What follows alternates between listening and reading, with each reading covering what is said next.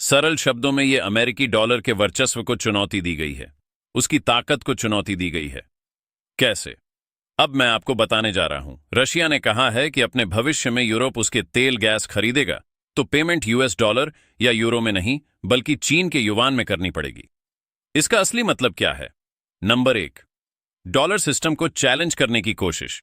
अभी तक global on oil trade mostly dollar यानी पेट्रो डॉलर सिस्टम में होता था।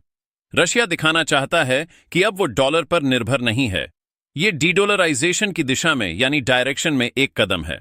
नंबर 2, रशिया चाइना पार्टनरशिप और मजबूत। इससे चाइना की करेंसी युएन ज्यादा इस्तेमाल होगी। मतलब रशिया इनडायरेक्टली अपनी एनर्जी ट्रेड को चाइना के फाइनेंशियल सिस्टम से जोड़ रहा है। इससे चाइना को फायदा होगा, उसका ग्लोबल इन्फ्लुएंस जो है वो बढ़ेगा। इसके अलावा दोस्तों, यूरोप के लिए यह संदेश है। क्या है यूरोप के लिए मैसेज? इस पर भी गौर किया जाए। रियलिटी, यूरोप अब रशियन ऑयल गैस पर बहुत कम डिपेंडेंट है, तो अभी के लिए इसका डायरेक्ट इंपैक्ट कम है। लेकिन रशिया ये सिग्नल दे रहा है कि अगर वापस आना है तो हमारी कंडीशंस, हमारी शर्तों पर आना होगा। इसके अलावा सैंक्शंस से बचने का तरीका, आर्थिक प्रतिबंधों से बचने का तरीका कैसे? आपके स्क्रीन्स पर अमेरिका और वेस्ट ने रशिया को स्विफ्ट और फाइनेंशियल सिस्टम से काफी हद तक आइसोलेट किया है। यूएन में ट्रेड करने से वेस्टर्न सैंक्शंस का असर कम होता है। नंबर 2, चाइना के बैंक्स और पेमेंट सिस्टम का इस्तेमाल होता है। स्वतंत्र और आजाद पत्रकारिता का समर्थन कीजिए। सच में मेरा साथी बनिए। बहुत आसान है दोस्तों। इस जॉय बटन को दबाइए और आपके सामने आएंगे ये 3 विकल्प। इनमें से एक चुनिए और सच के इस सफर में मेरा साथी बनिए। यानी कि एक तरह से आप कह सकते हैं, बहुत बड़ा इकोनॉमिक चेंज नहीं है मगर एक संदेश है, और इस संदेश को समझने की कोशिश कीजिए।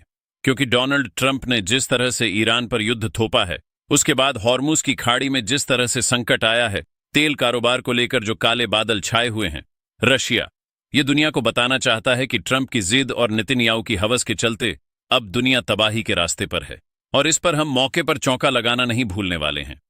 मुद्दा यह है, मकसद यह है दोस्तों, और इसीलिए मैं निहायत ही आसान लफ्जों में यह पूरी बात आपको समझाता हूं। अब और यह बहुत बड़ा सवाल है कि क्या जमीनी जंग होगा? जब डोनाल्ड ट्रंप ये कहते हैं कि मंगलवार को मैं ईरान पर कहर बरपा दूंगा, नर्क बरसा दूंगा, तो इसके मायने क्या हैं? और इसके लिए मैं आपके सामने एक बहुत अहम पड़ताल लेकर आया हूं जो बीबीसी में है। दोस्तों, बीबीसी की रिपोर्ट क्या कहती है? आपके स्क्रीन्स पर अमेरिका तमाम जोखिमों के बावजूद क्या ईरान में जमीनी सैन्य कार्रवाई करेगा? इसकी गुंजाइश कम है, और कैसे है मैं आपको बताना चाहता हूं। सबसे पहले, Iraq will not be repeated. सरल शब्दों में कहा जाए, जब 91 का हमला हुआ था और उसके बाद अमेरिका ने इराक पर हमला कर दिया था तो इराक में तबाही मच गई थी। आईएसआईएस ने जन्म लिया था, लिहाजा अमेरिका उसे दोहराएगा नहीं। और बीबीसी क्या कहता है, गौर फरमाएं। ज्यादातर एनालिस्ट और विशेषज्ञ इस बात से इनकार करते हैं कि वॉशिंगटन इराक पर हुए हमला जैसा कोई नजारा या परिदृश्य दोहराएगा। उस हमले की याद आज भी उसके गंभीर नतीजों के साथ ताजा है, जिसने मधुर में खूनी सांप्रदायिक संघर्षों को जन्म दिया और चरमपंथी हथियारबंद संगठनों के उभार का रास्ता खोला।